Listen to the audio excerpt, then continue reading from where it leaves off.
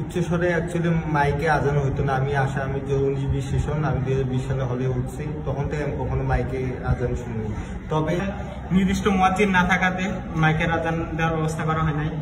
দ্বিতীয়ত হতে পারে এই হল প্রভোস্ট যারা হল চালান তারা মনে করেছে যদি মাইকের ব্যবস্থা করা হয় তাহলে মাইক কয়েকদিন পর নষ্ট হবে, এখানে একটা খরচের ব্যাপার থাকতে পারে, মানে বিভিন্ন রকম কারণ থাকতে পারে। আমার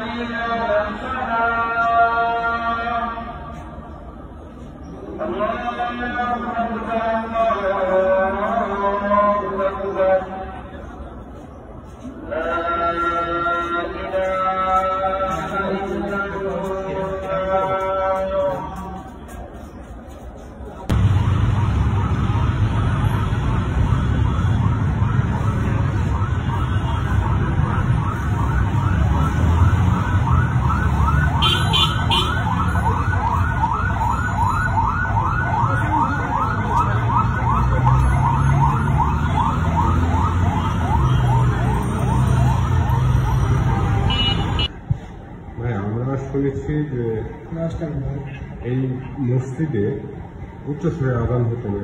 যখন স্টুডেন্টরা যখন যে আগে যাইতো অত মাঝে মধ্যে আমাদের হুজুর আসতো, উনি নিজে মুখে আজান দিত এমনিতে, তবে কখনোই মাইকে আজান দেওয়া হয়নি। আমি এখন পর্যন্ত শুনি, আমি যতটুকু শুনতে পারছি যে আমার আগের যে কয়েক ব্যাচ ওনারা কখনো মাইকে আজান শুনেনি। তো এইবার তবে আজান হইতো না এটা মিথ্যা কথা, আজান হইতো অবশ্যই, কিন্তু ওটা মানে মুখে আজান দিত, কখনো মাইকে আজান হয়নি।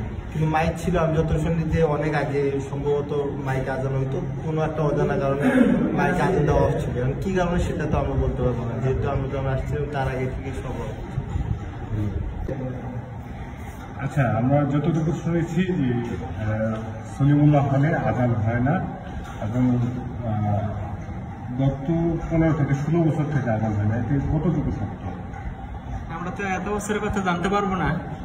আমি আমার মনে হয় ব্যক্তিগত অভিমত যদি জানাই তাহলে আমার মনে হয় এই যদি মাইকে আজান দেওয়া হয় তাহলে হলটা তো ছোটই, যদি মাইকে আজান দেওয়া হয় তাহলে হচ্ছে আমার ব্যক্তিগত অভিমত হয়তো নাও হইতে পারে, সঠিক নাও হইতে পারে, যেহেতু অজানা কারণ বলেছে যে কেন মাইকে আজান দেওয়া হয় না।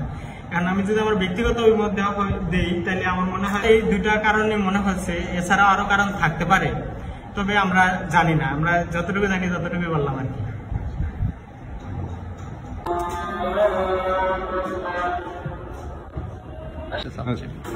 আচ্ছা, কথা কতদিন পরে আজান হলো? না